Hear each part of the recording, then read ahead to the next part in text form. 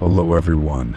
About 70% of the friends who watch my videos are not subscribed, and I would be very happy if you did.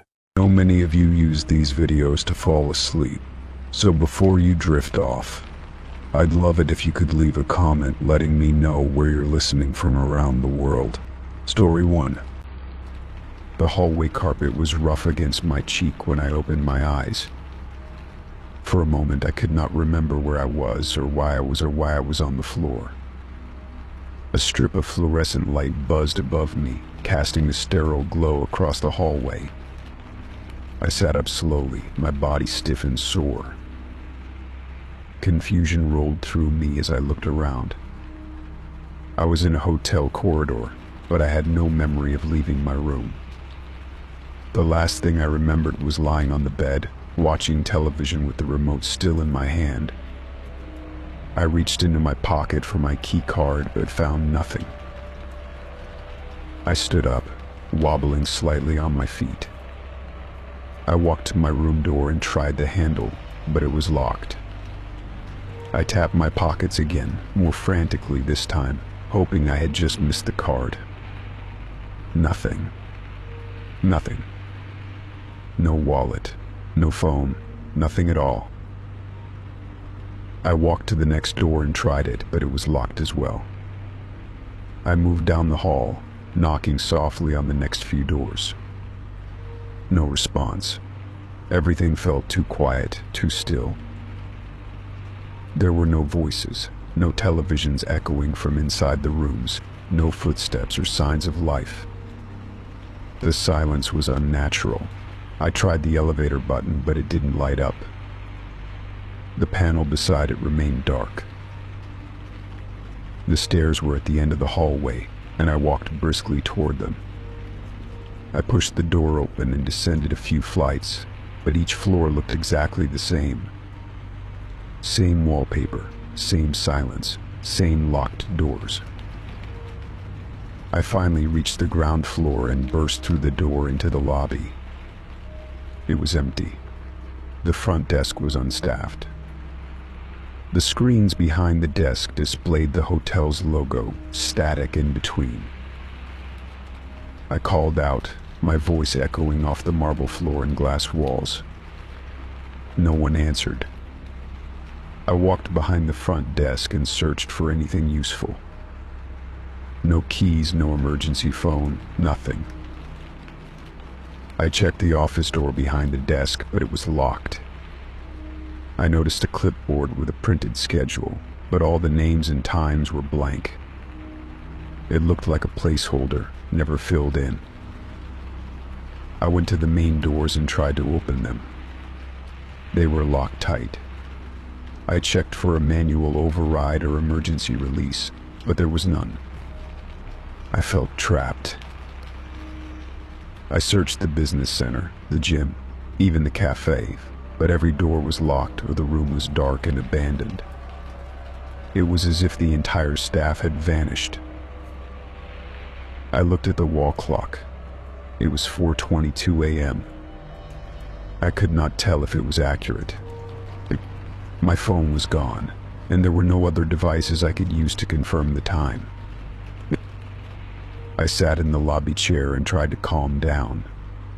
There had to be a reason for all this. Maybe there was a system update or security issue. Maybe the staff was attending to something I did not know about. I waited for what felt like an hour. The lights flickered twice during that time and the temperature dropped slightly. I crossed my arms tightly around myself and stayed alert. Eventually, I stood up again and searched for security cameras. I found one in the corner near the elevator. I waved at it, hoping someone might be watching. There was no sign that it even worked. I pressed the elevator button again. This time it dinged. I stepped in quickly and pressed every floor button, but only 2 of them responded. Floor 7 and floor 9. I selected floor 7. The elevator hummed, then stopped. The doors opened to another identical hallway, dimly lit and lifeless. I walked through slowly, checking room numbers. One door at the end was slightly ajar. I approached cautiously and pushed it open. Inside was a fully cleaned room, untouched. No luggage, no signs of anyone staying there. I stepped in and looked around. The television was unplugged, the bed perfectly made, and a fresh scent hung in the air. I tried turning on the lights, but the switch did nothing. As I turned to leave, the door slammed shut behind me. I ran to it and yanked the handle, but it would not budge. My breath caught in my throat as I turned around. There was a mirror on the wall across the room. In the reflection, I saw myself, pale and tired, but something was off. The image did not move at the same pace I did. I took a step forward. The reflection hesitated before doing the same. I moved again, this time faster, and the reflection lagged behind. I backed away from the mirror slowly. I returned to the door and pulled again, and this time it opened. I rushed out into the hallway and back to the elevator. I hit the button repeatedly until the doors reopened. I tried floor 9 next. As the elevator rose, I could feel the tension in my chest tighten. The lights flickered once as it moved upward, and the air inside felt thick. The doors opened, but this floor was different. The lights were off entirely, and the emergency exit sign at the far end was the only source of light. I stayed inside the elevator, unsure whether to step out. Before I could decide, the doors closed by themselves and the elevator returned to the lobby. When I stepped out, I noticed something strange. The chairs had moved. They were in different positions than before. A soft hum came from the office behind the front desk. I hurried over, hoping someone had returned. The door was now slightly open. I stepped in cautiously. Inside, a computer monitor was glowing with a faint light. On the screen was a message, room access suspended. No contact required. I tried clicking the mouse, but the screen flickered and went dark.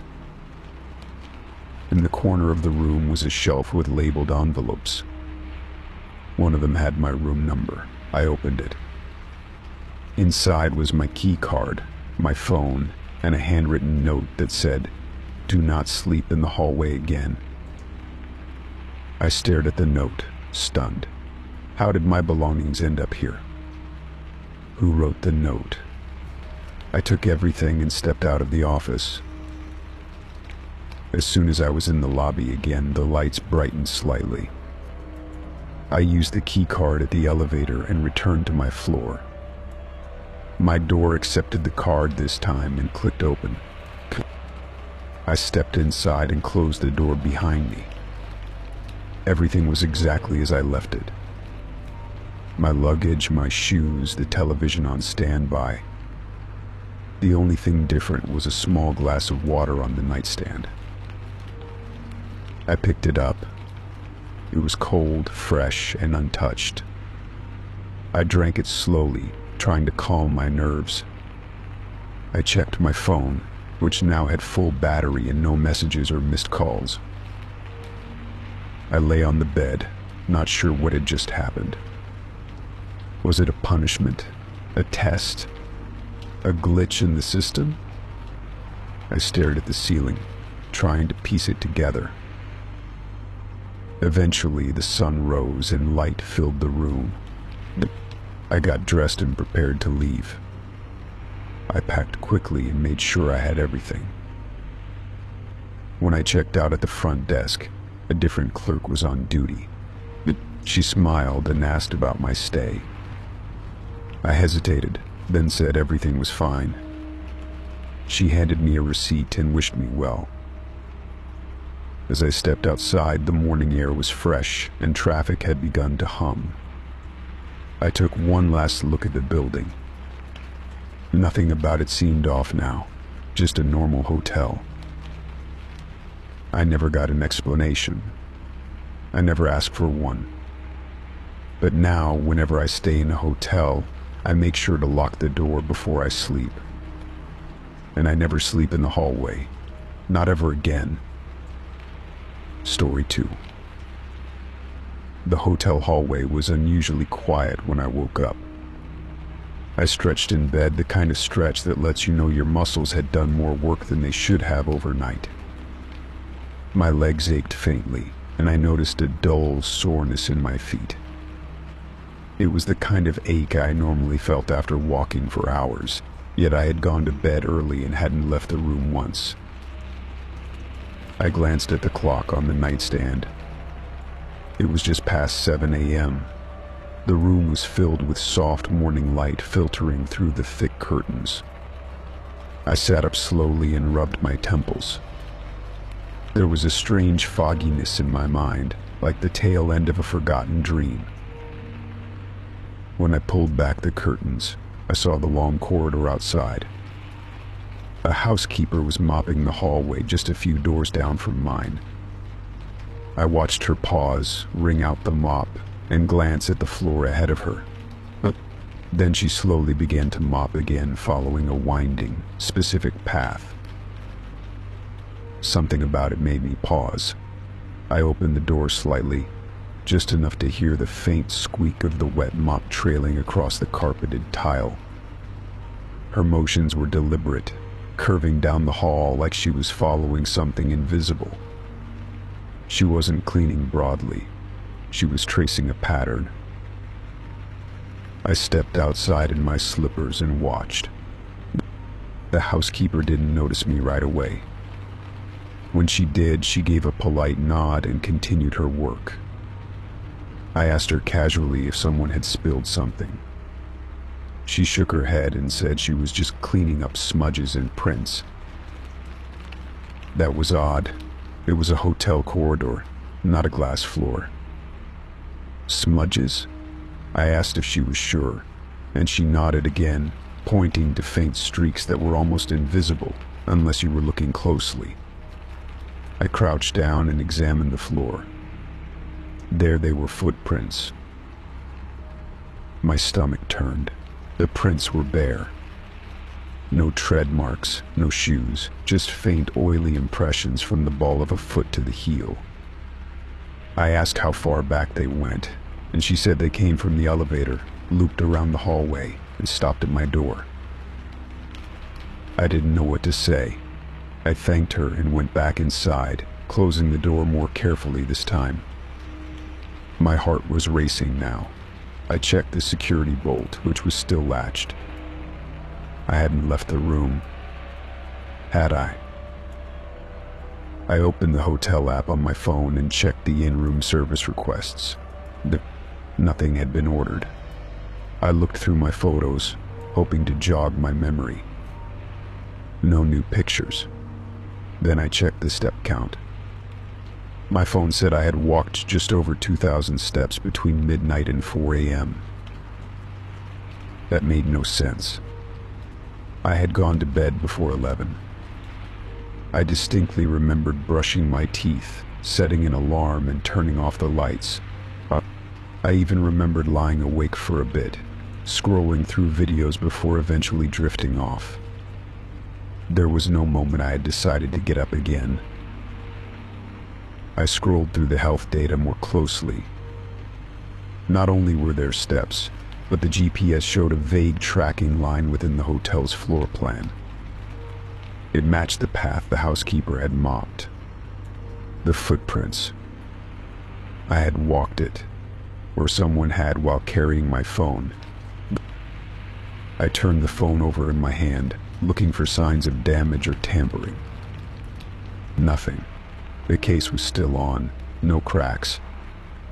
I unlocked it again and checked the lock screen activity. There had been no fingerprint unlocks, no Face ID entries, just passive step data collected by the motion sensors. A sense of dread settled in my chest. I walked to the mirror and studied my reflection. There were faint creases in the corners of my eyes more than usual. I looked exhausted. I turned and lifted the back of my shirt to check for any marks. My skin was clear, but I couldn't shake the idea that something had happened. Later that morning, I went down to the front desk to ask if there were any security cameras in the hallways. The clerk smiled and said yes, for guest safety. I asked if I could review footage from last night, between midnight and 4 a.m. Her smile faded slightly, and she said only management could approve that. I waited an hour until someone from management came down. I gave a vague explanation, just wanted to check something about a late-night walk. The manager was kind but firm. Unless there was a report of theft or emergency, footage wouldn't be released. I thanked them anyway and returned to my room. I opened the curtains wide and let the light pour in. I paced the room, trying to make sense of it. Had I sleepwalked? I had never done that before, never even heard stories of it in my family. I looked up the symptoms and causes. Stress, changes in environment, interrupted sleep, all possible triggers, but it didn't explain why the housekeeper had mopped the exact path my phone claimed I had walked. I decided to test it. That night, I left my phone on the nightstand, plugged in and untouched. I set up a screen recording app to log any movement or notifications. Then I turned on the video camera on my tablet and positioned it toward the room from the corner by the TV. I wanted to see what really happened when I fell asleep. It took me longer to doze off this time, knowing that I was essentially under surveillance by my own devices. I lay completely still, anxious but determined. Eventually, exhaustion won, and I faded into sleep. When I woke, the clock read 7:15 a.m. I sat up immediately, grabbed my phone, and checked the health data. 0 steps recorded. Relief. Then I opened the video recording. I watched myself fall asleep. I didn't move for hours. But at 2:38 a.m., something strange happened. The room grew darker on camera, almost imperceptibly.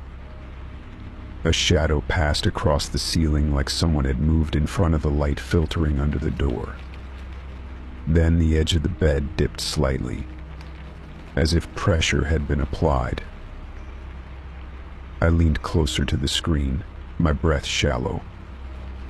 The covers didn't move much, but they shifted ever so slightly, like something had brushed against them.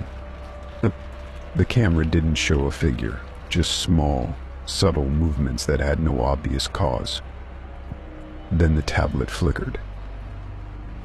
The video stopped at 2:52 a.m. Now the file was intact, but playback ended abruptly. I checked the tablet itself. It had powered off during the night, though the battery had been full when I started recording. I tried not to jump to conclusions, but my heart told a different story. I packed up my things by noon. I left the room in pristine condition, even wiped down the surfaces. I didn't want to leave any part of me behind. As I stepped out into the hallway, I noticed the floor was clean again. No prints, no trace. Before checking out, I asked the housekeeper if she'd noticed anything strange last night. She gave me a knowing glance but didn't say much. Just that sometimes people wander when they think they're dreaming. Then she walked away, mop in hand. I didn't sleep for 2 nights after returning home. Every sound in the dark felt amplified. I kept a nightlight on and set up motion sensors through a home security app. Nothing happened, but the fear lingered like a scent you couldn't wash out of your clothes. It took time for the anxiety to fade. I avoided hotels for a while, choosing to stay with family or in crowded places.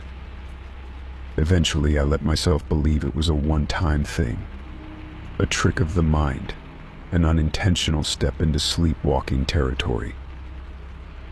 But every now and then when I wake in the middle of the night, I check the floor. I look for prints that should not be there. I listen for the squeak of a mop that no one is pushing. I remind myself I am awake, alert, aware. What disturbs me most is not the idea that I walked unknowingly, but that someone knew the path I took. That someone followed after me to clean it up, and that the smudges were traced before I could even remember them, and that somewhere in the dark I had been watched. I do not dwell on it. I do not investigate further. I leave it behind like a locked room with no key. I focus on the now, on the safety of my own bed, my own home. And every morning I make sure my floor is clean so I will know if anything ever returns. Story 3. I arrived at the guest house just after 3 p.m., weary from hours of travel and eager to finally lie down. It was tucked away on a narrow hillside road, quiet and modest, with peeling white paint and flower pots arranged in uneven rows along the porch. The owner greeted me with a nod and handed over a single brass key, attached to a leather tag embossed with the room number. After a quick walk-through of the shared kitchen and hallways, I was left alone. The room was simple but clean. There was a small desk by the window, a wardrobe that smelled faintly of lavender, and a bed with neatly folded linens. I opened the window to let in the breeze and unpacked slowly, setting my passport, wallet, and phone on the bedside table. After a warm shower, I slipped into fresh clothes and decided to nap for a bit before exploring the town. When I woke up, the sun had dipped low, casting shadows along the ceiling. A white envelope had been slid under my door. I hadn't heard anyone approach or knock. Curious, I picked it up and noticed my name handwritten on the front in black ink. The paper was thick and clean, the handwriting precise. Inside was a single sheet of paper with only one sentence printed in the center. "Your passport expires tomorrow." I stared at it, blinking, waiting for it to make sense. I pulled my passport from the table and flipped to the information page. The expiration date was over a year away. My first thought was that this was a mistake, maybe something meant for someone else, or a poorly executed prank. But the envelope had my name on it, and there was no one else I had spoken to besides the quiet owner. I stepped into the hallway looking for staff or other guests, but found the corridor empty and still. The lights above buzzed faintly. I went down to the reception area, but it was dark behind the desk. A sign on the counter read "back in 10 minutes, though there was no clock to tell when that had started. I waited a few minutes, pacing quietly, then turned back and climbed the stairs. My room looked the same as I'd left it, but I double-checked the door to make sure I had locked it. I opened my passport again, this time slowly, examining the pages. Everything looked normal. My name, the issue date, the stamps from recent flights all in place. I even Googled the process of renewing a passport to reassure myself, finding no warning or alerts tied to my name. Still, the note weighed heavy on my mind. Later that evening I walked into town, hoping a change of scenery would shake off the strangeness. The streets were calm, and the shops were just beginning to close. I ducked into a small cafe and ordered a coffee, sitting by the window as people passed. I overheard nothing odd, no rumors, no whispers that might connect to what had happened. On my way back, I noticed something strange at the entrance to the guest house. My name was no longer on the clipboard where guests signed in. In fact, the entire page had been torn off. I checked again, flipping through the other sheets, but there was no record of me. Just blank spaces, scribbles, and unfamiliar names. Back in my room, I found another envelope waiting, identical to the first. Inside was a smaller card, this one reading simply, "Please confirm your date of departure." There was no sender listed, no instructions. I had not mentioned my plans to anyone, and I had not submitted any documents. Yet someone was tracking me closely. That night I barely slept.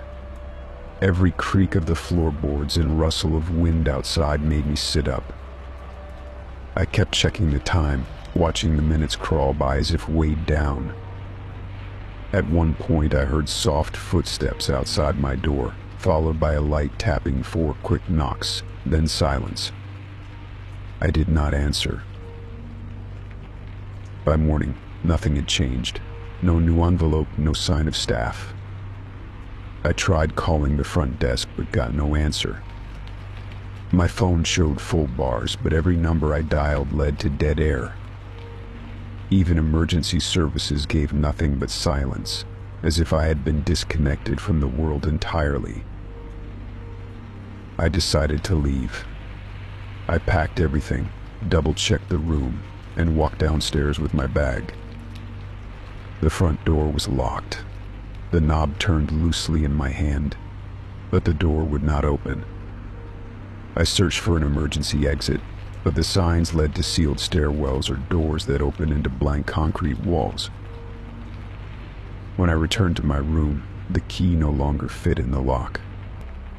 In its place, taped to the door, was another envelope. Inside was a photocopy of my passport's identification page, except the expiration date had changed. It now read tomorrow's date. I flipped it over and saw my signature in faint ink. It was mine, but I had not signed anything. I checked my belongings again. My real passport now matched the copy. The expiration date had changed, physically altered in the book itself. I touched the page, feeling the new embossment, the official seal somehow flawless. It was as if the change had always been there. In panic, I tried calling the embassy.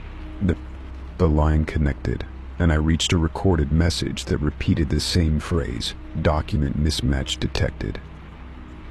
No options followed, no ability to speak to a human. The call ended on its own. I ran down the hall and knocked on every door. Some opened, revealing rooms that were untouched, beds neatly made, as if no one had ever stayed there. Others revealed nothing at all, just empty blackness beyond the threshold, and I closed each one quickly, heart pounding harder every time. I began hearing things, whispered conversations that stopped the moment I leaned closer. A woman crying behind a wall. The echo of footsteps always behind me, never ahead. I tried again to leave, smashing a window with the desk lamp, only to find a solid wall behind the glass. I stayed in the room for what felt like hours, maybe days. There was no change in light, no knock to signal food or cleaning. Just more envelopes under the door, each more unsettling than the last. One read, "You are no longer listed in the system." Another, "Departure denied due to incomplete file." The last one simply said, "Return to origin." That phrase haunted me. Return to origin. I paced for hours, trying to understand what it meant. Was it a place, a date, a memory? Had I been here before and forgotten? Was I repeating something? Eventually, the room began to shift, subtle at first. The walls changed texture. The floor creaked in places it hadn't before. The mirror over the desk no longer reflected me, only the bed. I stopped looking at it altogether. Then, the door unlocked on its own. I hesitated, unsure if I wanted to see what was outside. But I stepped through, cautiously. The hallway had changed. It was longer now, stretching beyond what should have been the outer wall of the building. The doors were gone, replaced by panels marked with dates. All of them were tomorrows. I walked, reading each one. April 2nd, May 17th, July 8th, all one day ahead. Until I found one marked with today's date. The panel slid open without me touching it. Inside was a desk, a chair, and a stack of passports. All of them were mine. Each bore a different expiration date. Some in the past, some years from now. A television screen blinked on, showing me in various guest houses in different clothes, carrying different bags. I watched myself receive envelopes. Open them, panic, repeat, over and over. Each version of me slowly losing track of where I had come from. The screen faded to black, replaced by the phrase, "Confirmation required." The room shifted. I sat down at the desk and opened the top drawer. A form waited, already filled out with my handwriting. It was a departure form. At the bottom was a line for signature. I did not remember writing it, but the letters were mine. I stared at it for a long time. Then I signed. The air changed. I felt it immediately. The tension, the stillness gone. I walked out of the room and down a new hall. This one led to stairs. Actual stairs. I climbed them without thinking and emerged into a train station bathed in golden light. People moved normally. No whispers. No notes. Just the world humming forward. I looked down and saw my passport in my hand. The expiration date was the original one again. I blinked, unsure if it would hold, but it did. I walked toward the platform. A train arrived with a quiet hiss. The doors opened. No one else stepped on. I took a seat by the window, unsure of where it was going. But for the first time in days, maybe longer, I didn't care. I was going somewhere, and I was finally leaving. Story 4. When I first entered the apartment, it felt like any other short-term rental. Clean enough, sparsely decorated, with that faint smell of bleach and old furniture polish. The listing had promised a quiet, spacious unit in a historic building, and at first glance it delivered. The hardwood floors creaked gently beneath my suitcase wheels as I pulled them through the hallway. I tossed my bags onto the couch and wandered through the space, inspecting each room out of habit. The bedroom was the last stop. The bed was freshly made, sheets tightly tucked, pillows upright and plump. Across the room, a wooden wardrobe stood like a silent sentinel, its doors shut tight. I opened it with a quick tug, expecting hangers or maybe an extra blanket. Instead, I found a stack of loose paper resting on the floor inside, slightly curled at the edges. At first, I thought it was trash, maybe something the last guest had left behind. But when I picked them up and flipped through them, I realized they were drawings. Children's drawings, made with crayons and colored pencils, the kind with overly bright colors and clumsy shapes. I smiled, assuming there were nothing more than old, forgotten scribbles. Then I saw one that made my stomach twist. It was a sketch of a figure tall, faceless, standing near the front door of the building I had just entered earlier. The outline of the building was unmistakable, even in childish form. But what chilled me was the detail. The figure was pulling a suitcase that looked just like mine, and the clothes matched what I was wearing that very moment. I stared at it for a long time, blinking, hoping I was wrong. But the more I looked at it, the more I felt the uncanny familiarity. It was not just a person leaving a building. It was me. I shuffled through the other papers, suddenly less amused, more unsettled. Another drawing showed the same figure, now standing in the elevator, looking at a reflection in the mirrored wall. Again, the shape of the bag, the outline of the coat, it all resembled what I had on.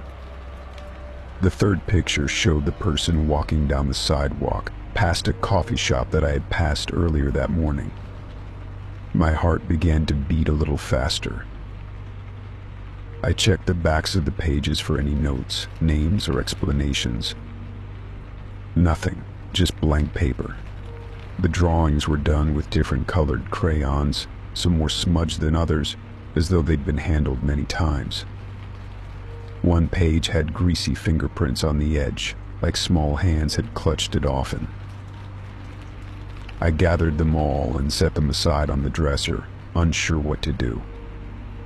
Part of me wanted to laugh it off as a strange coincidence, maybe an imaginative child who liked drawing people. But the similarities were too exact. I had just arrived that morning.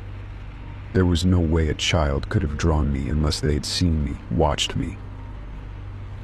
I walked out of the room and into the kitchen, pouring a glass of water just to steady my hands. The sun had started to dip lower outside, casting a warmer glow across the counter. I leaned against the sink and stared out the window, trying to collect myself. It was probably nothing, I told myself. Just odd timing and a vivid imagination. Still, I could not ignore the pit growing in my stomach. I went back to the closet and double-checked every corner. There was nothing else inside, no toys, no clothes, no old boxes, just that stack of drawings. I knelt down and ran my hand across the wooden floor, hoping to feel a panel or something loose. Nothing moved. Later that evening, I ordered food and ate it in front of the television, forcing myself to focus on a cooking show. But my mind kept drifting back to the images. The way they showed me leaving, step by step, as if someone had been following and recording every moment. I decided to get some air and walked outside. I circled the block, passing by the front of the building and then the nearby shops. Everything looked normal. No one stared. No one followed. But I felt a strange tension in the air, like being watched through a window you could not see. I returned to the apartment and bolted the door behind me. That night, I placed the drawings in a kitchen drawer, out of sight. I went to bed around 10 p.m. but slept poorly. I kept waking to the sound of creaking floors, faint footsteps above me, even though the unit was listed as being on the top floor. At one point I thought I heard laughter, soft and high-pitched, coming from the hallway, but I told myself it was just the building settling. When morning came, I felt relief just to see daylight again. I brewed coffee and opened the drawer to look at the drawings once more. A new page was resting on top of the pile. My blood ran cold. I had not placed that one there. It was not part of the original stack. It showed the figure again, this time asleep in bed with something standing at the foot of the mattress.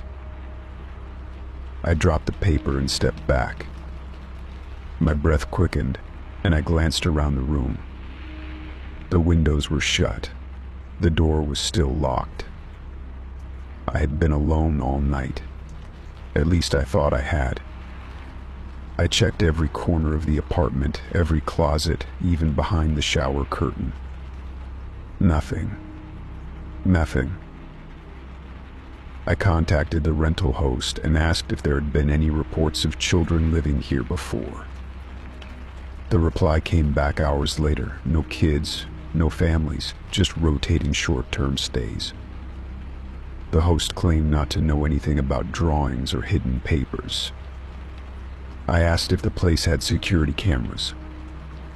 He said no. just standard locks and keys. I decided to stay one more night only because I could not get a refund. But I barely slept, and I kept the lights on. I even blocked the bedroom door with a chair, feeling ridiculous but desperate for some barrier between me and whatever else might be in the apartment. Nothing happened that night, but I did not feel any safer. The next day, I packed my things early and checked out before noon. I handed the keys to the front desk clerk, who barely looked up from her phone. As I walked toward the exit, I passed by a small table in the hallway near the mailboxes. There was a crayon resting there, blue blunt at the tip and broken in half. I hesitated, then kept walking. I did not look back. I drove straight home and tried not to think about the place again. But a week later, a flat envelope appeared in my mailbox. No postage, no address. Just my name in large crayon letters on the front. Inside were 3 more drawings. The figure again, unmistakable. In one, it was entering a new building. In another, it was standing in a room that looked like my actual apartment. The last drawing showed a window with someone peeking in from the outside. The eyes were large, empty circles. I moved the next month. I never stayed in rentals again. Only hotels with multiple staff and cameras in lobbies. But every once in a while I still find a new drawing. Slipped under the door, left in my car, always showing me, always leaving. I never see who delivers them. But I know they are watching. And for now, I just keep walking.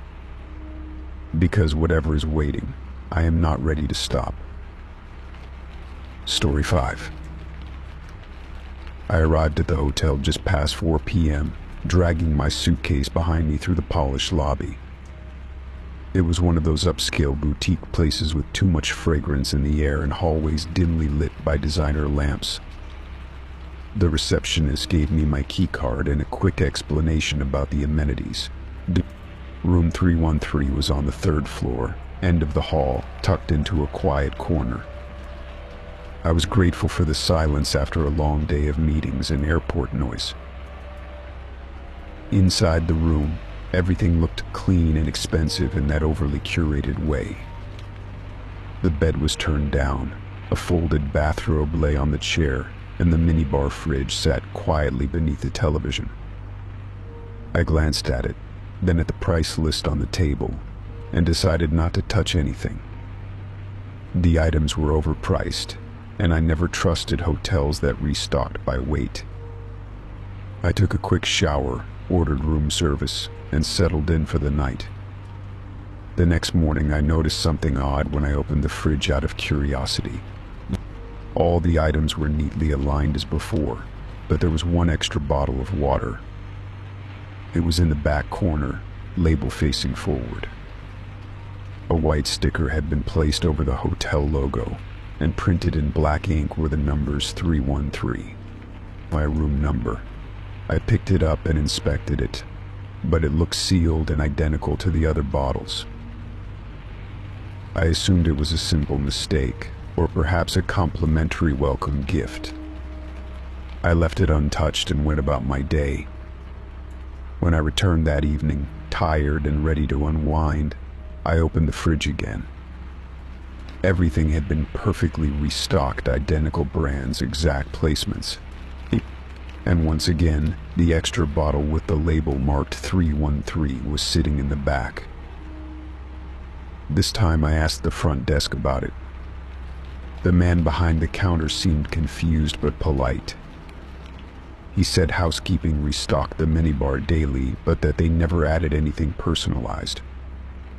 I asked if anyone left a note or package for me, but there was nothing. He offered to send someone up to check, but I declined. It felt like too small a thing to make a fuss about. That night, I placed the bottle on the desk before I went to sleep, just to see if it would still be there in the morning. When I woke, the bottle was gone. I searched the room briefly, checking drawers under the bed, even the trash can, but it had disappeared. I opened the fridge again and found a new one in its place, same size, same shape, same 313 sticker. It was beginning to feel deliberate, like someone was targeting me in a subtle, calculated way. I checked the minibar inventory sheet, but there was no mention of any special bottles or custom items. I decided to take the new bottle with me. I slipped it into my bag and left for my appointments. Throughout the day, I kept checking it, but nothing changed. It was just water. That evening, I returned to the room to find everything just as I left it except for the fridge. It had been restocked again, and yes, another bottle sat in the back with the same number label. That made 3 in total, though one had vanished and one was in my bag. I began to wonder if I was being recorded. I searched the room for cameras, listening devices, anything out of place, but I found nothing. I called the front desk again and asked directly if housekeeping had entered my room while I was gone. The woman confirmed they had restocked the fridge around 1 p.m. as scheduled. I asked if she knew anything about the labeled bottle. She said no, and seemed slightly unnerved by my question. I thanked her and hung up, trying to convince myself it was just an overly personalized service or an error. Still, I could not shake the feeling that the number meant something more than just a room assignment. I started to leave notes inside the fridge. Just small folded pieces of paper with dates and times. Each morning they were gone, always replaced with the next bottle. Never any sign that my notes were read or acknowledged. The only response was the consistency of the bottle's return. After 4 nights, I decided to drink one. I waited until after midnight, when the hotel was quiet, and twisted the cap off. The seal cracked normally. I sniffed the water, then tasted a small sip. It was flavorless, just as expected. I drank the whole thing and waited, almost expecting a reaction. But nothing happened. No illness, no change in mood or behavior. Just water. I examined the empty bottle carefully. Beneath the sticker, faint text could be seen. I peeled the label back slowly, trying not to tear it. Underneath was a printed barcode and what looked like a string of numbers and letters, possibly a serial number. I wrote it down and searched for it online, but it returned no results. I compared it to the bottle I had taken earlier, and the codes did not match. Each one had a different set of characters. I stayed up late that night, listing them out, trying to find a pattern. I even went as far as using decoding websites and cipher tools. Nothing made sense. They were just meaningless strings, or perhaps coded in a way I could not understand. The next morning, instead of another bottle, I found a folded card inside the fridge. It was placed in the same corner where the bottles had been. I opened it cautiously. Inside, handwritten in precise block letters, were the words, "Drink to remember." That was all. No name, no logo, just those 3 words. I looked at the bottle on the desk. Well, the one I had saved. I had not touched it since placing it there days ago. I opened it and drank it slowly, watching myself in the mirror. Again, nothing happened. No visions, no sudden memories, no hallucinations. But that night, my dreams changed. They became vivid, almost too detailed to be dreams. I saw hotel hallways, but they were different, older. I walked down them barefoot, hearing whispers behind every closed door. I opened one and found myself watching someone sleep, someone who looked exactly like me. The dream ended with a flash of white and a dull roar, like distant static. The next day, I checked out early. I told the front desk I had a family emergency. I did not mention the bottles, the card, or the dreams. They handed me the receipt without question. As I walked through the lobby, I passed a housekeeping cart.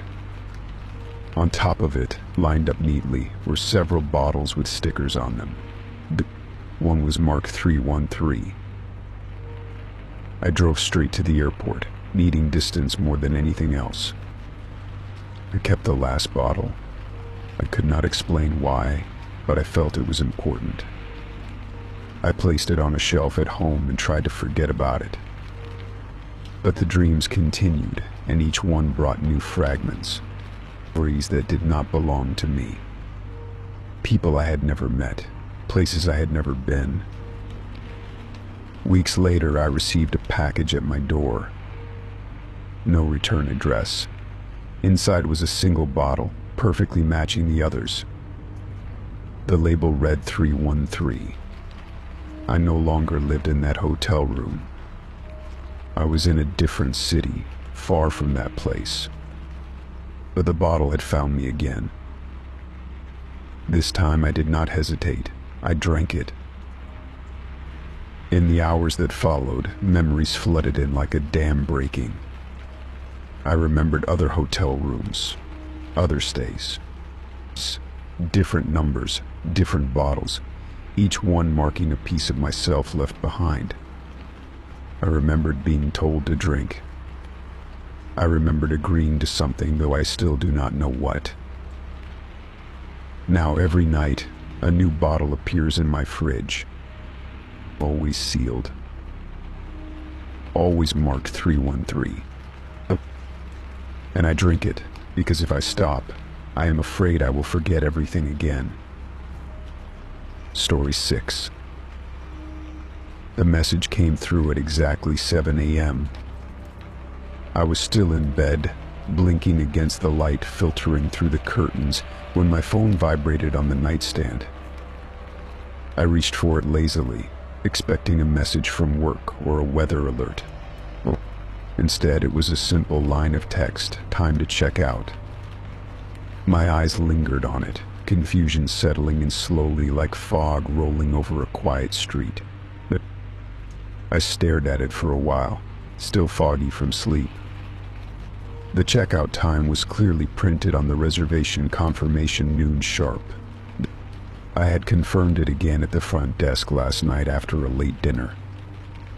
5 hours early made no sense. I checked the sender, but there was no number, just a blank field. Assuming it was a glitch, I tossed the phone aside and stretched. I still had time to enjoy breakfast, maybe take another walk around the gardens before packing up. The hotel had been peaceful, almost eerily quiet, but clean and comfortable. It seemed like the perfect place for a short break. Still, something about the message bothered me. I picked the phone back up and checked for any other notifications. Nothing else had come in since midnight, no updates, no staff alerts, no app notifications from the hotel. I even checked the hotel's app just to be sure my checkout time was still listed as noon. I decided to ignore it for now and proceeded with my morning. After a quick shower, I stepped out onto the balcony with my coffee. The air was still, too still, no birds chirping, no wind rustling the trees. The usual hotel ambience was missing. Even from my spot on the third floor, I noticed there were no staff milling around below. It was a large hotel, but it felt like I was the only guest left.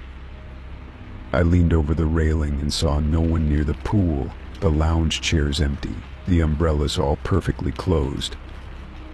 The only movement came from a distant maintenance cart parked awkwardly across the pathway, engine still humming, but no one inside. Curiosity began to chip away at my calm. I dressed quickly and headed down to the lobby, planning to confirm my checkout time face to face. The elevator was unusually slow, stopping at every floor even though I was the only one in it. When the doors finally opened to the lobby, the space was deserted. No staff behind the desk, no concierge, no guests loitering with their luggage. The coffee station was dry, the lights dimmer than they had been yesterday. I called out, my voice echoing too loudly in the wide, empty space. No one answered. I checked the time again, 7:25 a.m. My footsteps echoed as I made my way to the desk and leaned over the counter. The computer screen was left on, but the interface was locked behind a login prompt. No key card, no list of room numbers, no posted contact information. I circled around into the back office, unsure if I was trespassing or just trying to get help. Inside, the clutter of staff life remained: half-eaten snacks, jackets on the backs of chairs, a still steaming mug of tea. But not a single person in sight. It was as if everyone had just gotten up and walked away without warning. The second screen displayed a looping security feed, and I leaned closer. The feed showed various angles of the property: hallways, outdoor paths, lobby entrances, parking lot. Every one of them was still. The timestamp showed the feed was live. I watched for several minutes, hoping to catch any flicker of movement. Nothing. Not a single soul moved through the camera's gaze. I returned to the lobby and tried calling the main hotel number on my phone. It rang, then cut to a recording. This number has been disconnected or is no longer in service. I tried again, same result. I began to feel that odd sense of pressure in my chest, the one that builds when something's wrong but you cannot name it. Maybe there was an emergency and I had missed the evacuation. But if so, why was there no alarm? Why had my phone only received that one strange message? And why was it urging me to check out? I headed back up to my room, this time taking the stairs. Each hallway was equally barren, each floor completely silent. Back in my room, I began to pack just in case. As I folded clothes and stuffed toiletries into bags, I noticed something odd. The notepad on the desk, which I had not touched during my stay, had writing on it now. Just a single sentence: "You are not supposed to be here anymore." I froze. My hands trembled slightly as I picked up the pad. The handwriting was unfamiliar, but clean and deliberate. I looked around the room. The door had been locked all night. There was no sign anyone had entered. I checked the closet, under the bed, the bathroom. No one was there. I called out again, more urgently this time. Still no response.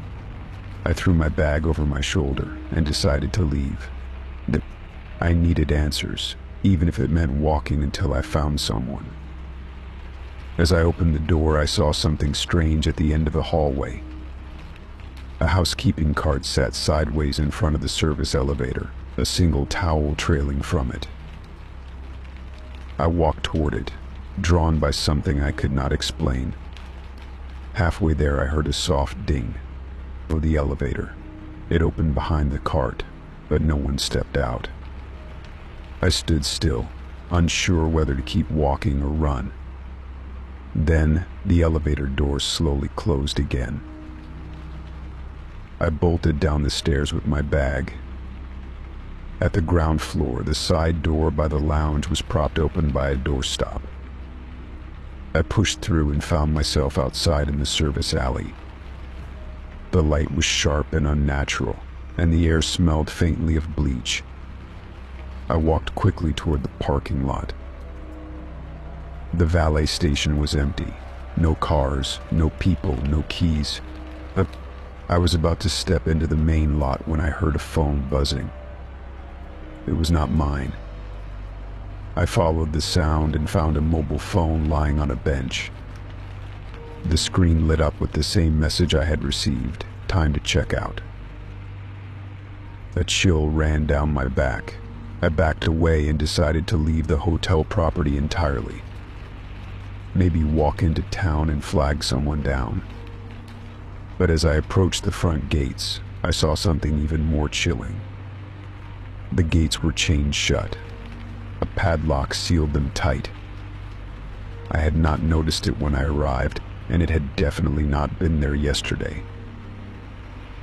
I circled back toward the staff quarters, hoping to find another way out. The corridors were dimly lit, emergency lights casting long, distorted shadows. I found a laundry chute and a locked office with frosted glass. The door had scratch marks near the handle, as if someone had tried desperately to open it. My panic began to swell. My heart pounded against my ribs. I made my way back into the main building, hoping to find a fire exit or even a window I could break. Instead, I found a sign taped to the door of the business center. You were checked out already. Why are you still here? I stumbled backward and dropped my bag. The text was written in the same handwriting as the note upstairs. I left the bag where it was and ran to the nearest stairwell. I reached the second floor, then the third, breath ragged, legs shaking. I needed to think. Needed a place to hide. Somewhere with a lock. I ducked into a utility closet, heart racing, and sat in the dark. Then passed. Could have been minutes or an hour. I pulled out my phone again. This time there was a new message waiting. We let you in for 3 nights. You stayed for 4. We are not a hotel anymore. I felt something shift in my understanding. Something deep and primal. I had overstayed something, but not just a booking. Something larger. Something older. I remembered the receptionist's odd phrasing at check-in. Welcome, traveler. May your timing remain exact. At the time, I had thought it was just quaint. My phone screen flickered. Then it went black. I was plunged into a silence so complete it rang in my ears. I opened the closet door slowly. Outside, everything was wrong. The hallway stretched too long, and the doors were all gone. Just blank walls and flickering lights above. I walked, no other choice left. My reflection passed in the silver of a fire extinguisher cabinet. But my face was wrong. Tired, too pale, eyes sunken. Like I had been here much longer than I realized. I ran my hand along the wall, but it felt soft and warm, like flesh. Then I saw another person just for a moment. Walking ahead of me, wearing the same clothes I had packed. I called out. They did not turn. They vanished around a corner. I chased after them, calling louder. But the hallway bent sharply, and when I turned, there was only a door. The sign above it read, "Final checkout." My hand shook as I reached for the handle. I paused, hesitated. Then I turned it. I stepped through and found myself back in the lobby again. But this time it was different. Busy. Staff behind the desk. Guests checking in. My bag on the Bell Ops cart. I was standing outside, watching through the glass. People moved past me like I was not there. I pounded on the window, screamed, but no one reacted. I looked at my reflection again. My clothes were faded, my skin pale and translucent. I was still there, but not really. And then I understood. I had checked out after all. But not the way I thought. Story 7. The rental was just outside the city, tucked between overgrown shrubs and a winding gravel road that my GPS refused to acknowledge. From the outside, it looked like any other old-fashioned house you might find in the countryside. Cream-colored siding curled at the edges from the sun, and the roof sagged in places like it was tired of holding up the weight of the years. Still, it had charm, and the price was far too reasonable to pass up. The host greeted me at the front porch and insisted on giving me a quick tour before I settled in. We walked through a narrow entryway, past creaking floorboards that groaned under each step. The interior was cozy but dim, filled with the scent of cedar and something faintly metallic. As we moved from room to room to room, the host kept gesturing toward features that seemed outdated but maintained with unusual precision. A small fireplace, an antique armchair, and a wall clock that ticked just a little too loud. I nodded politely, even though I was more eager to unpack and rest. Eventually, the host led me to the kitchen, then to the back of the house where a door stood ajar. They stepped aside and pointed upward, showing me a black metal staircase bolted to the back wall. I followed the line of the staircase with my eyes, expecting it to lead to a balcony or another level. But it stopped at a flat stretch of roof, no door, no window, no second floor at all. Just corrugated sheet metal and the sky above. I looked back at the host, who smiled as if nothing was odd. They mentioned it was a fire escape, in case of emergencies. I blinked, confused, because from every angle I had seen inside and out, there was no upstairs. I thought maybe it had once been a 2-story house and had been remodeled, or maybe I had misunderstood something. Still, something about the casual way they said it made me uneasy. After they left, I walked around the exterior again, trying to make sense of the structure. The roof was uneven, but not high enough to conceal an upper level. No windows, no overhangs, just that solitary fire escape ending in open air. I climbed halfway up to get a better look, gripping the cold railing as the metal creaked under my weight. When I reached the top, I saw that the roof had odd indentations, like there had once been a room there, now erased. Back inside, I unpacked slowly, keeping my phone close. I checked the listing again. It had said nothing about a second floor. It also did not mention a fire escape or any history of renovation. I checked reviews, but they were vague and generic. Most mentioned the peace and quiet, how helpful the host was, and how they would definitely return. Not a single one mentioned the strange fire escape. That night, I could not sleep. The wind pressed against the house in long sighs, and the trees scraped against the windows like fingernails. Around 2 a.m., I heard footsteps above me. Not the creaking of beams shifting or the settling of an old house, but deliberate, pacing steps. I lay still in bed, heart hammering in my chest. I reminded myself that the roof was just a roof, that there was no floor above me. But the sound continued, slow and rhythmic. I got up and turned on every light in the house. I checked every room again, even the crawl space beneath the stairs. Nothing. The fire escape was still there, glinting under the moonlight like a silent witness. I went outside and climbed it again, holding a flashlight this time. At the top, I crouched and tapped against the roof with the back of my knuckles. It echoed slightly, like something hollow lay beneath it. The next morning I called the host, mentioning the footsteps. They laughed lightly and said it was just the wind. I almost believed them, but their voice had a hesitation behind the laughter, like they had prepared that answer too many times. I decided to stay one more night, thinking maybe I was just tired and letting my imagination run wild. I told myself to stop obsessing over something as trivial as a staircase to nowhere.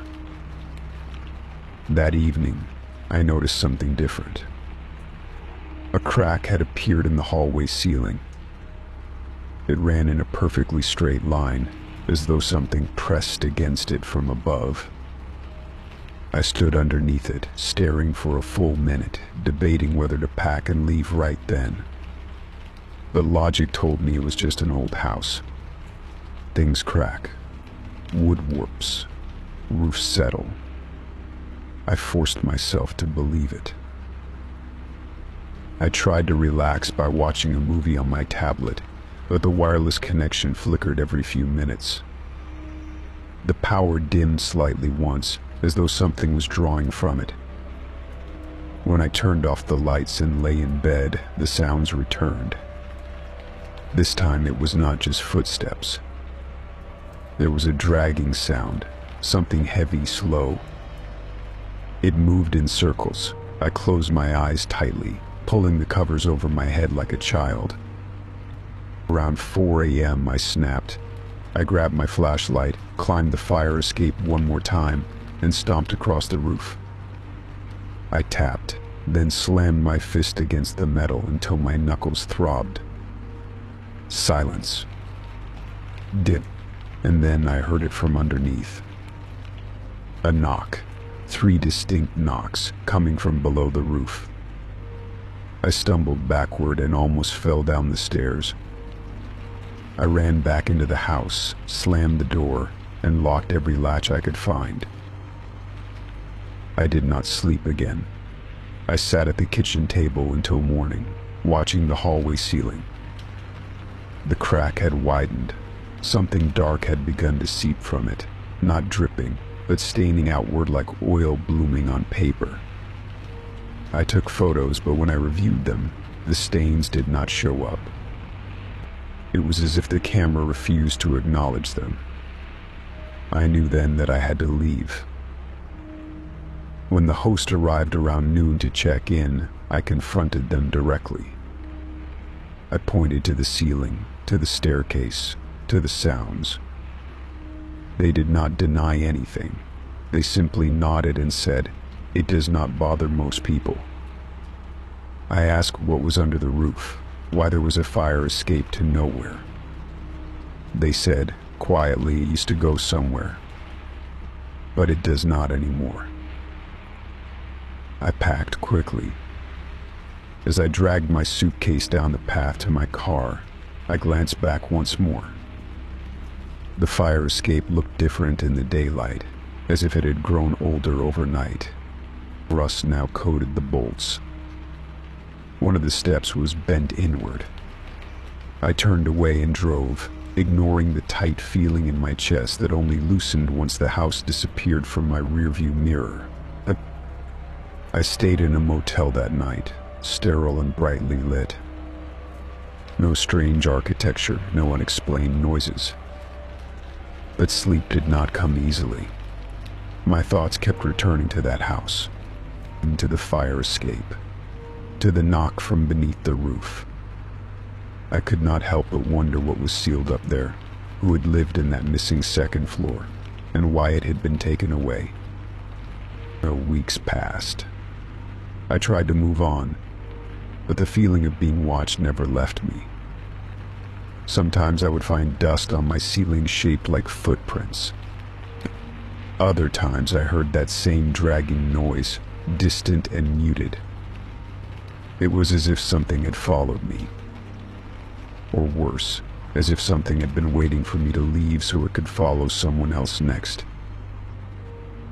I reported the house anonymously, not out of revenge but out of necessity. That whatever was hidden beneath that roof needed to be sealed tighter or exposed fully. The listing was taken down a few days later, but the host was still active, offering a new rental in a different location. In the listing photos, I noticed a staircase. This one led up to a brick wall. There was no second floor there either. Story 8. When I arrived at the old seaside inn, I felt a strange sense of nostalgia, though I had never been there before. The receptionist gave me a brass key attached to a worn leather tag and pointed toward the second floor. My room was at the end of a dim hallway with faded carpets and peeling wallpaper that seemed to breathe with a sea air. As I unlocked the door, I noticed a mail slot at the base that looked far too old to be functional. The room itself was modest, with a single bed, a writing desk, and a small balcony overlooking the beach. The scent of salt water and aged wood lingered in the air, soothing and unsettling all at once. I set my luggage down and took a deep breath, telling myself I needed the break from the city. The silence was almost meditative, until I noticed a stack of postcards on the desk. They were bundled together with twine, their edges slightly curled with age or perhaps moisture. Each one had my name printed neatly on the front, addressed to the room itself, not the inn's general address. Curious, I turned them over one by one and felt my stomach twist. The stamps were freshly inked, and the dates were all the same the very day I checked in. The handwriting was unfamiliar, yet it felt eerily intimate. The first card read, "The view from the balcony is beautiful at sunset. Take a photo tonight, you'll want to remember it." I glanced at the balcony behind me. The sun was already low in the sky, casting long golden shadows across the floor. I stepped outside and found myself automatically reaching for my phone. As I aimed the camera toward the horizon, I noticed something strange in the reflection of the glass balcony door. My own image stood still, but there was a flicker behind me. I turned quickly, heart pounding, but the room was empty. I laughed nervously and blamed the long drive and lack of sleep. Back inside, I examined the other postcards. Each message grew more detailed, more personal. One described the dream I had last night, which was impossible because I had not slept yet. Another mentioned the outfit I had worn during check-in. A chill crept down my spine as I tried to reason through the coincidence. I decided to visit the front desk and ask if anyone had left the cards. The receptionist was no longer there, and a handwritten sign said they would return by 9 p.m. I looked around the lobby, but there was no one in sight.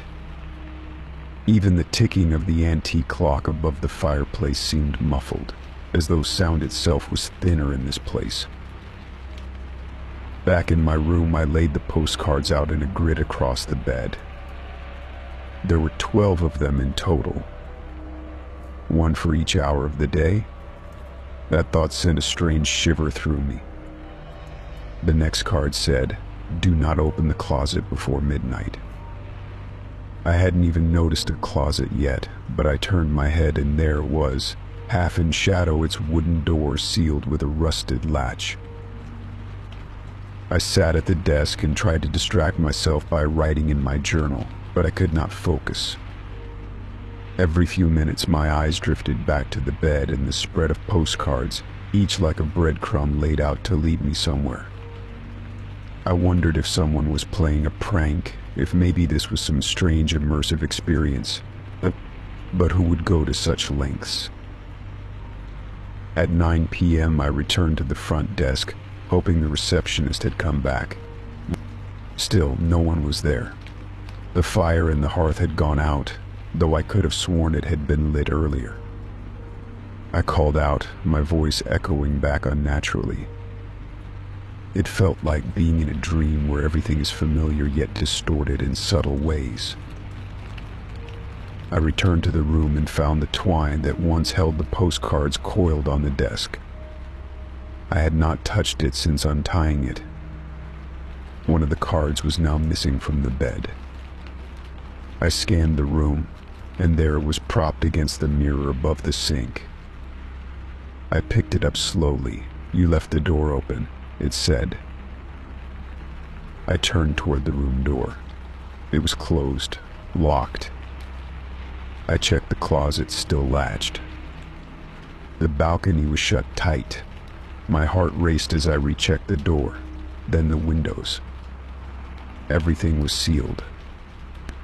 Then I looked down and saw faint, wet footprints on the wooden floor leading from the door to the bed. They stopped at the edge of the mattress. I barely slept that night. Every time I closed my eyes, I imagined hearing faint tapping sounds from the closet. The latch never moved, and nothing emerged, but the idea of someone or something behind that door plagued me. I watched the hours tick by, each one marked by a new message that seemed to know my every move. The next morning, I found one more postcard slipped under the door. Checkout is at noon. Do not stay past then. I threw my belongings into my bag and rushed to the front desk. Still no staff. I banged on the bell repeatedly, but no one came. The hands of the lobby clock were stuck at 11:59 a.m. I opened the door to leave, and the sunlight hit me like a wall. The outside world seemed too bright, too quiet. There were no other cars in the lot, no sound of waves, no wind. I walked to my car, only to find it covered in a fine layer of dust, as though it had been parked there for weeks. I looked at my phone. No signal, no battery. Dead. Dead. I drove until I reached a nearby gas station and rushed inside to ask for directions. The attendant gave me a strange look when I described the inn. That place closed years ago, he said. Fire took most of it. They never rebuilt. You sure you came from there? I showed him one of the postcards. He stared at it in silence. Then he walked slowly to the back and returned with a faded photograph. It showed the inn, intact, and in the window of the second floor stood a figure that looked like me holding a postcard up to the glass. Back in my apartment, I tried to research the inn but found almost nothing. A few old articles, some photos from decades ago, and a short obituary for someone who had once owned it. The strange thing was, the obituary listed a name that matched the postcard handwriting, and the date of death was the same day I had checked in. That night I unpacked and found one more postcard tucked into the lining of my suitcase. This one was different. The message was short. You're home now, but not for long. The handwriting had changed. It was now mine. I burned the postcards in my kitchen sink. The smell of them made my eyes sting, like seaweed and ash. I stayed up until morning, afraid to sleep. I kept the lights on, the closet door ajar, every window locked. Yet at exactly 11:59 a.m., all the clocks in my apartment froze. Now every time I open my mailbox, I pause. I brace myself, because I know someday there will be another postcard waiting, with my name, with a date that has not happened yet. And the moment I read it, the world will shift again, quiet and deliberate. The last thing I found before I finally moved was under the bed, slipped between the floorboards. It was a final card, yellowed and brittle. It said, "You were never meant to check out." That night, the front door unlocked itself, and I heard the sound of ocean waves inside my apartment. Story 9. The room was quiet when I opened my eyes, still dim with the early haze of morning light pushing gently against the curtains. I could feel the change before I was even fully awake. The air was warmer than when I had gone to sleep, noticeably so. My skin, pressed to the sheets, felt clammy. At first, I assumed I had left the thermostat too high. That would have been the simple explanation. Sitting up, I reached for the phone on the nightstand and checked the time. It was barely past 6 a.m. I remembered setting the thermostat before I went to bed, double-checking it like I always do in unfamiliar places. I had turned it down to a cool 68. It helped me sleep better. I could even remember the feel of the button under my thumb as I adjusted it. Slipping from the bed, I walked barefoot across the carpet to the thermostat. It was mounted on the wall near the hallway beside the closet door. My fingers hovered above it before I looked closer. The number glowing on the small screen read 77, warmer than it had been in hours. I frowned, running a hand through my hair, trying to rationalize it. Maybe the unit had glitched or reset somehow overnight.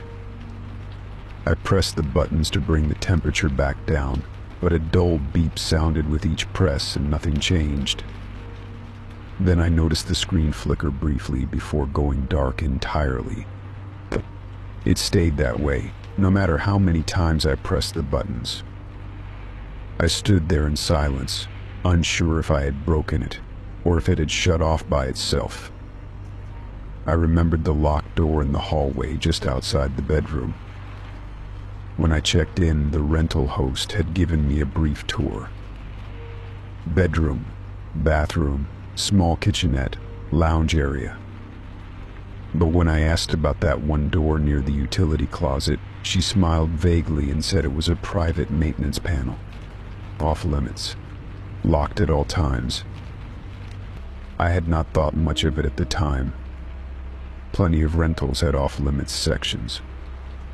I never questioned it.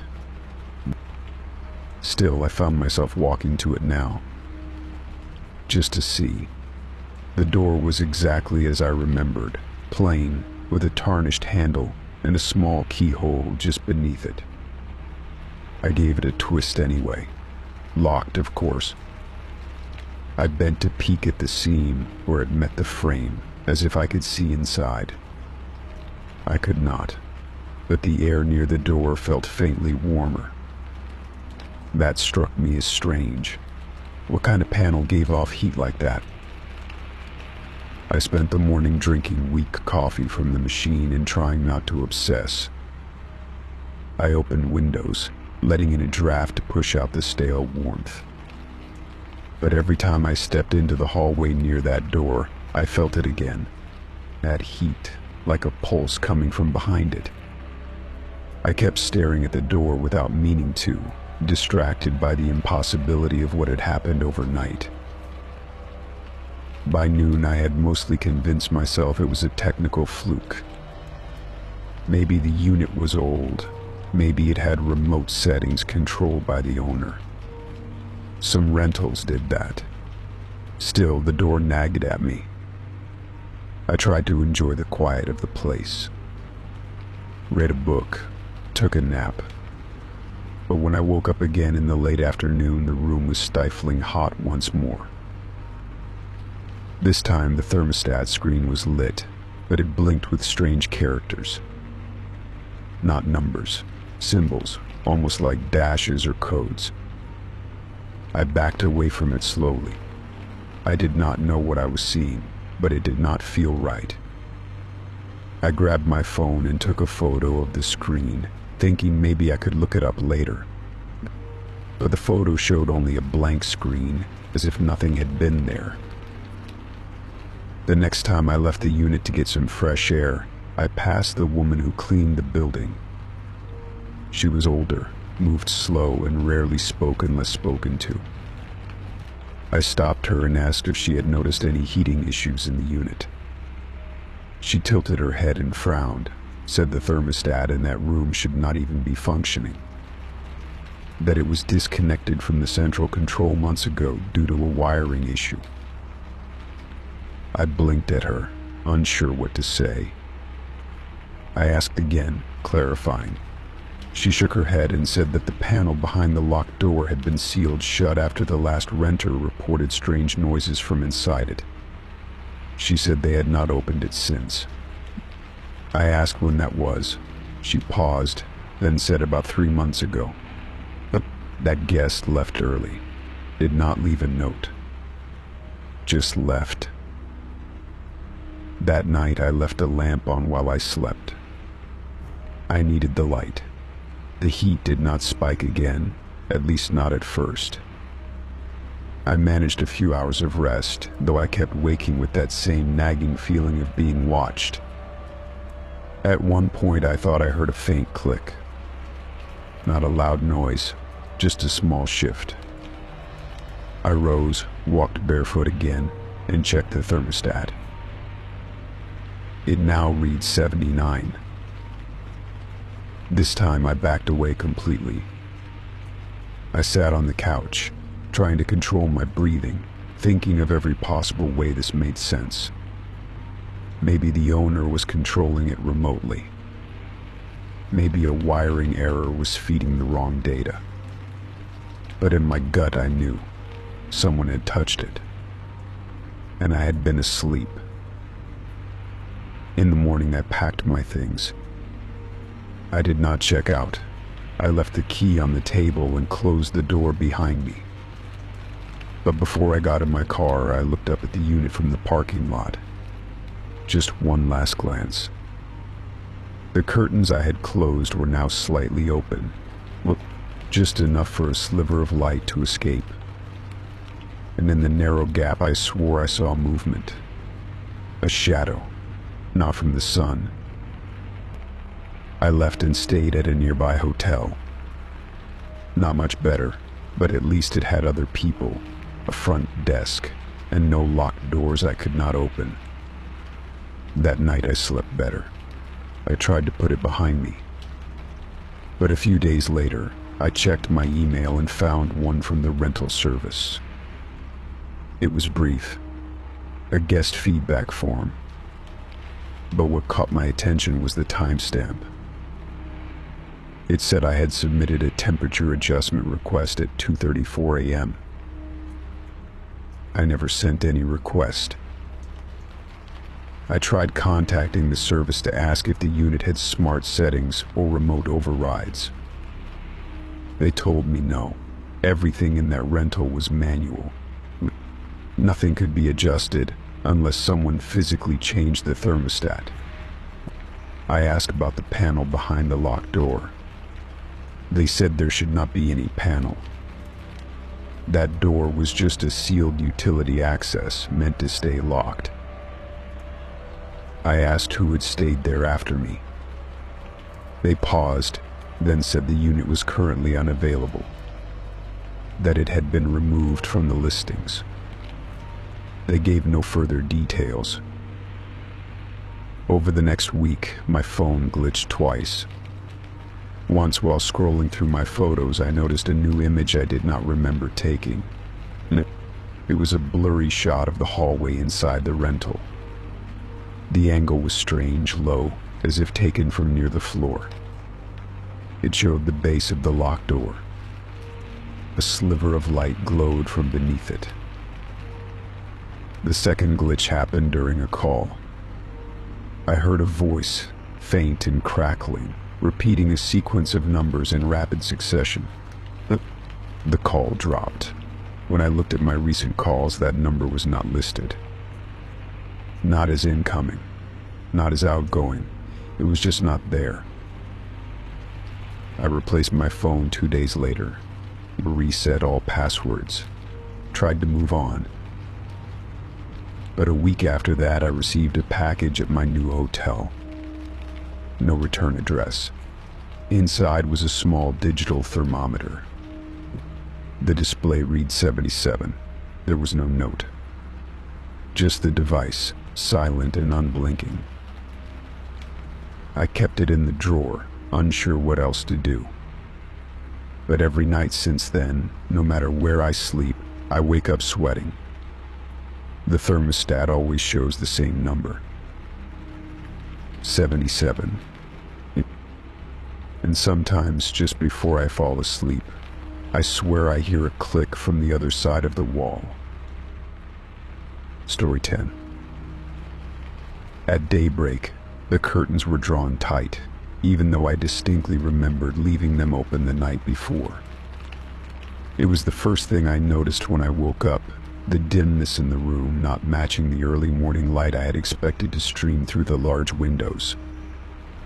I sat up slowly, confused, trying to piece together the details of the night. There had been no wind, no drafts, nothing that might have caused the heavy fabric to shift on its own. The curtains had required a deliberate pull to close, something that demanded intention and strength.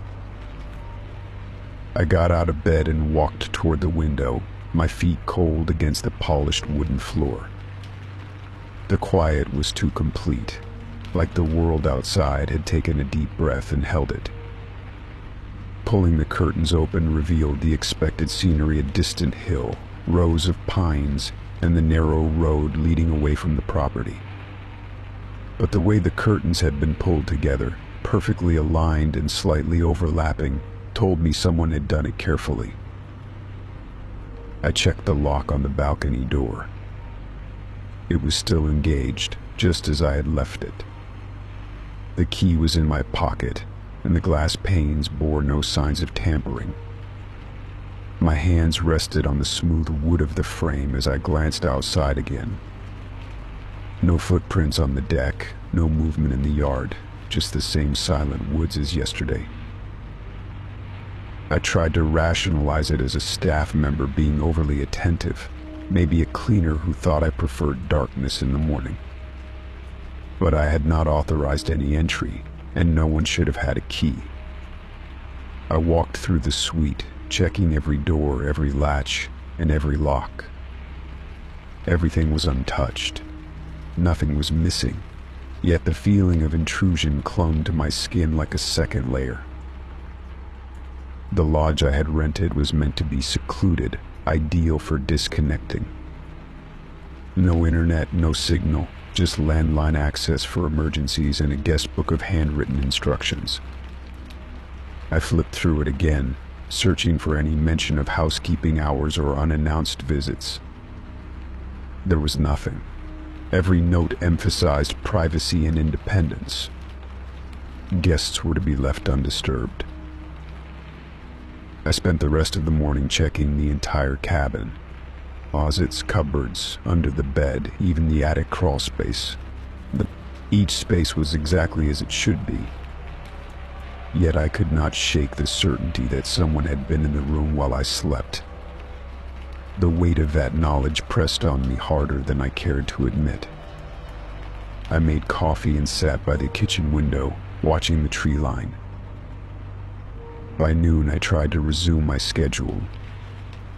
A hike through the nearby trail, some reading on the back porch, and lunch made from supplies I brought in. Still, I kept glancing back at the window. The curtains were now tied back, as I had left them. I kept them that way all afternoon, ensuring I would see anyone who came near. Nothing stirred, not even a bird. Night fell slowly, but my unease did not.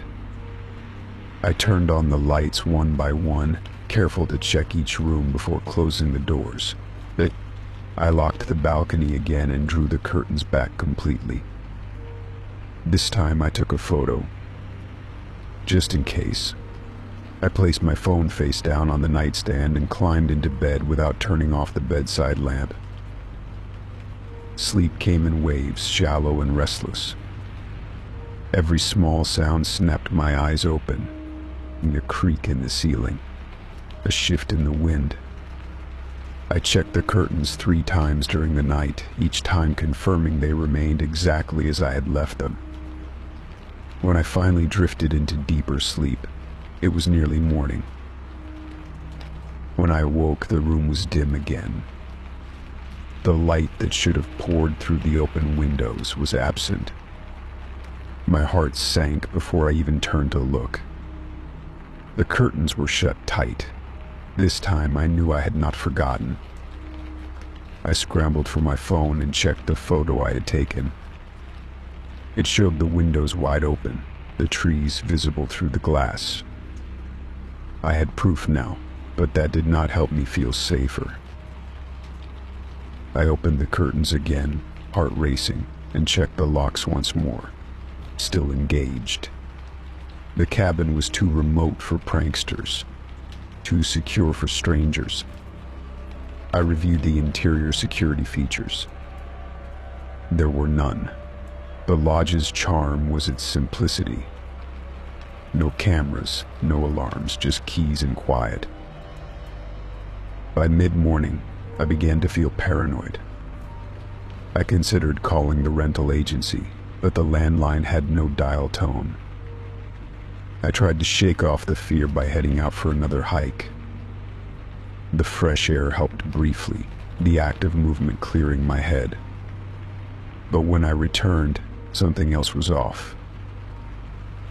The mug I had left on the kitchen counter was gone. In its place was a clean, dry glass. Not my mug, not the one I had used. The kind of detail I would have missed before, but now stood out sharply.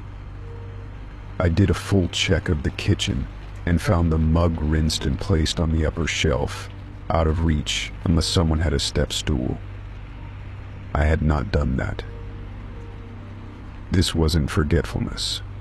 This was a pattern. That night I did not sleep. I sat on the couch facing the balcony. I turned off all the lights, wrapped myself in a blanket, and watched the curtains. They moved slightly with the breeze, but never closed.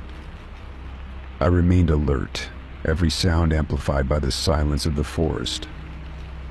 Nothing happened, yet I felt watched. At dawn, exhausted, I stumbled into the bedroom. The curtains were still open. I locked the door behind me and tried to rest for an hour.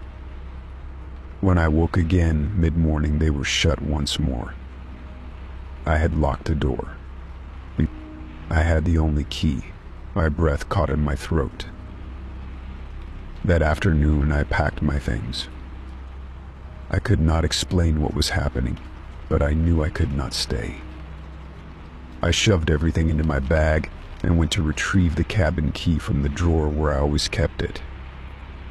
It was not there. I searched all my pockets. Nothing. I turned the drawer upside down. Empty. I was trapped. The door remained locked from the inside, but I remembered the back window.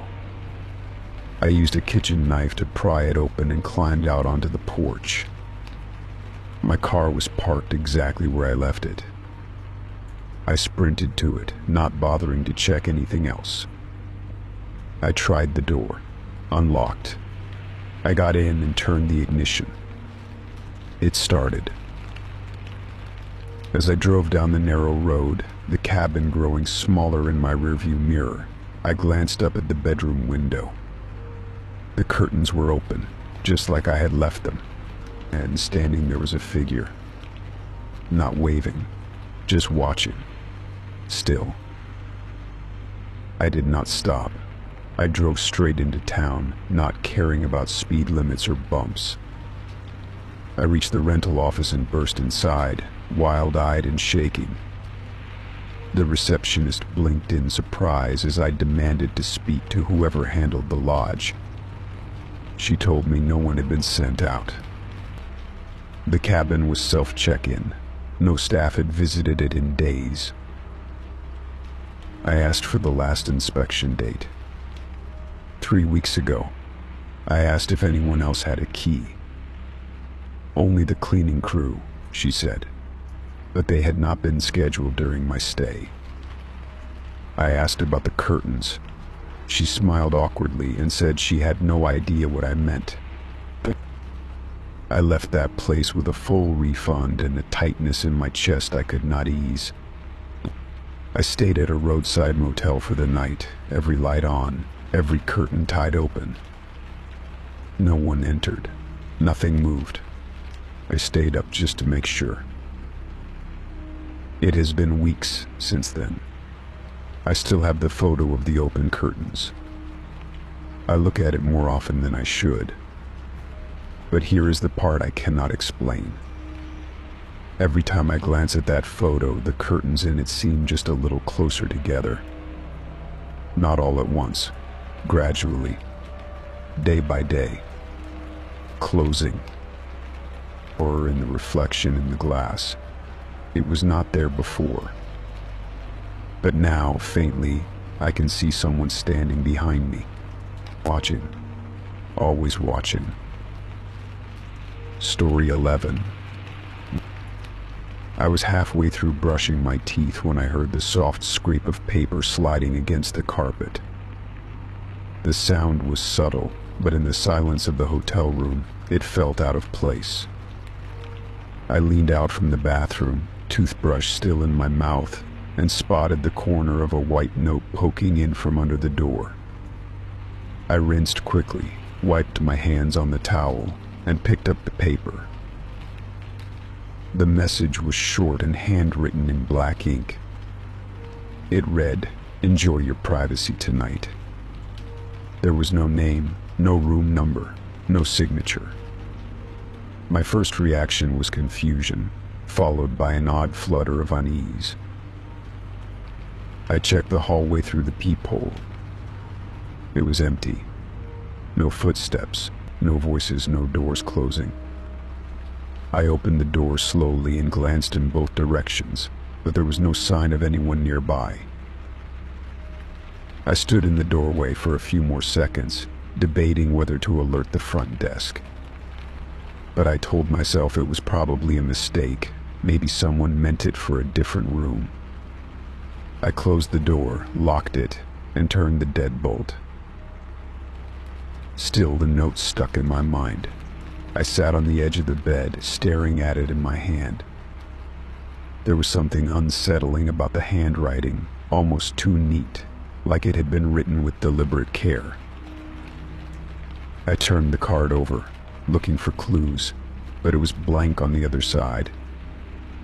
No logo, no watermark, nothing to connect it to the hotel. Just a flat, white card with a strange message. I opened the bedside drawer, found the small notepad the hotel provided, and compared the paper. It was clearly different. The hotel's notepad had a logo in faint lines. The card was heavier, smoother, more polished. Trying to distract myself, I turned on the television and flipped through channels. I watched the news, then a late-night talk show, but my eyes kept drifting toward the dresser where I had left the card. The message sat there silently, unmoving, yet it felt like it was watching me. I checked the door again, making sure the bolt was turned and the handle lock was engaged. I even dragged the desk chair over and wedged it beneath the handle, just in case. I was not usually this paranoid, but tonight felt different. It was nearly midnight when I turned off the lights and lay down. I left the television on low for some background noise. The hum of the hotel air conditioning and the muffled chatter of late-night programming gave me a thin sense of comfort. Sleep came slowly. I tossed and turned, each creak from the hallway sending a jolt through my chest. I kept imagining someone standing just outside the door, waiting.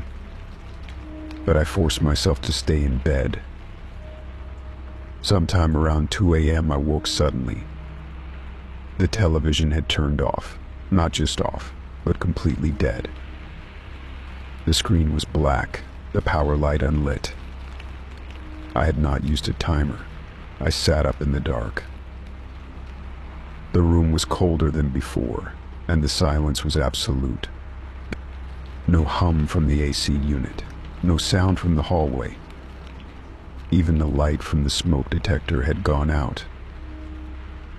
I reached for my phone on the nightstand and tapped the screen. Nothing. It would not turn on. I pressed the buttons harder, held them down. Still nothing. Nothing. I climbed out of bed and went to the window. I pulled back the curtain slightly. The street outside, which had been brightly lit earlier, was now black. Every streetlight was off. I stood there for a moment, heart racing, trying to rationalize. Or a power outage. That had to be it. But the emergency hallway lights should have stayed on. The television, the phone, the outlets, none of it responded. Then I noticed the door. The chair I had wedged beneath the handle was slightly out of place. It had been shoved forward just a few inches, not enough to fall over, but enough to move. I took a deep breath, crossed the room, and listened at the door. There was nothing. No breathing, no shifting, no footsteps. I leaned closer. Still nothing.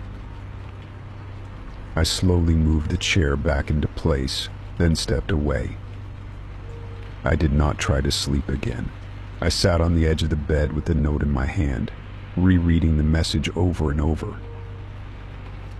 "Enjoy your privacy tonight." The words felt more threatening now, like a warning. A promise that no one would help me, that no one would come, even if I screamed. I stayed like that for what felt like hours. At some point, the power returned. The lights flickered back on, and the television came to life with a loud hum. My phone lit up, showing full battery. I checked the time. It was 5:12 a.m. Sunrise was less than an hour away. I got dressed, packed my bag in record time, and waited by the door until it was late enough to check out. At 6 a.m. I opened the door and stepped into the hallway. Everything looked normal. Lights were on, cleaners were beginning their rounds at the far end. I walked quickly to the elevator. At the front desk, a new staff member greeted me. I handed over my key and asked if there had been a power outage during the night. She looked confused and checked the log. "No outages," she said. "No technical issues, no system resets. Everything had been functioning as normal." I asked about the note. She tilted her head, puzzled. "The notes were not sent to guest rooms," she insisted. I asked if there were any cameras in the hallway. She nodded, but said the footage could only be accessed by the manager, who would not be in until 9 a.m. I did not wait. I stepped out into the bright morning, pulling my suitcase behind me. The sky was blue, the city waking up. Cars moved, birds chirped, and for the first time all night, I felt like I could breathe again. I walked to the nearest cafe and ordered the strongest coffee they had. I sat near the window, watching the hotel from a distance. It looked perfectly ordinary. You would never know what had happened just hours earlier. I never found out who sent the note. I never found out who moved the chair or killed the power. I never learned why my phone had gone dead or why the hallway was silent for hours. But I kept the note. I folded it and tucked it into my wallet, a small reminder of the night I was promised privacy and given something else entirely. Since then, I have never stayed in a hotel without double locking the door, keeping my phone charged and sleeping with the lights on. And most of all, I never ignored notes slid under the door. Not ever again. Story 12. I had booked a room for the view. It was perched high above the city with floor-to-ceiling windows and a small balcony overlooking a stretch of twinkling lights and moving cars. The photos made it seem peaceful, and when I arrived it mostly was. The air inside was slightly cooler than expected, almost like the ECIA had been running for hours, even though I hadn't turned it on yet. I left my luggage near the wall and stepped out onto the balcony. The chair was plain, made of metal with slatted wooden arms, positioned at the far corner. I noticed small scuff marks around its legs as if it had been dragged recently. That didn't mean anything at the time. People move chairs all the time, even without realizing. I sat out there for a few minutes, letting the noise of the city settle in my mind like white noise. After the long travel and the sterile airport hours, the open air felt good. I didn't touch the chair at first, choosing instead to lean against the railing. It was quiet, almost too quiet for such a high rise in a crowded district. Eventually, I went back inside and started to unpack. The sliding door to the balcony was partially open, letting in a thin stream of night air. I left it that way, figuring the room could use some freshening up. The chair remained where it was, untouched. It was sometime after 10 p.m. when I finally lay down. The curtains were pulled back just enough to see the balcony from where I was. The glow of the nearby buildings cast long shadows into the room. I had nearly fallen asleep when I heard a soft scraping sound. It was subtle at first, like a footstep on tile. I opened my eyes and waited, unsure if I had imagined it. The sound came again, a faint drag, the unmistakable screech of metal scraping lightly against concrete. I sat up and looked toward the balcony. The chair had moved. It was now angled slightly toward the door, no longer in the corner where it had been. I stared at it, my brain trying to rationalize. And maybe a strong gust could have done that. But the air was still. Not even the curtains were shifting. I got up and went to the door. The chair didn't move again. I stepped outside and examined it. There were no marks on the floor that would explain how far it had shifted. I picked it up and returned it to its original spot. Then I closed the balcony door. Back inside, I tried to shake the feeling. It was just a trick of perception, I told myself. I went back to bed, turned off the lamp, and lay in the dark, listening. The city below continued on, indifferent and alive. But I stayed still, waiting for another sound. At around midnight, it happened again. This time, the chair scraped more audibly. I sat up instantly. The door was closed, yet the noise had come from the balcony. A cold shiver ran down my spine. I turned on the light and went over. The chair had moved again. This time it was closer to the door, just inches away. I knew I hadn't left it there. I opened the door slowly. The air was still motionless. I examined the floor, the chair, everything. No breeze, no incline, just silence. I brought the chair inside. It didn't seem like the kind of problem I could solve by ignoring it. I placed it in the corner of the room and went back to bed. I didn't hear it again that night, though I barely slept. Every creak of the building, every car horn in the distance felt sharper somehow. The next morning, I tried to be normal. I went out, grabbed breakfast, walked around. I kept thinking about how irrational I was being. It was just a chair. Maybe the floor outside was uneven. Maybe there was some vibration from nearby construction. That night I returned just after 9 p.m. The chair was still in the corner, exactly where I had left it. I double-checked the locks, both for the balcony and the door to the hallway. Everything was secure. I settled into bed with a book, leaving the lights dim. Around 2 a.m. I woke with a start. I hadn't heard anything. I had just felt something. I turned on the bedside lamp and immediately looked at the corner where I had placed the chair. It was gone. My breath caught in my throat. I found it on the balcony again.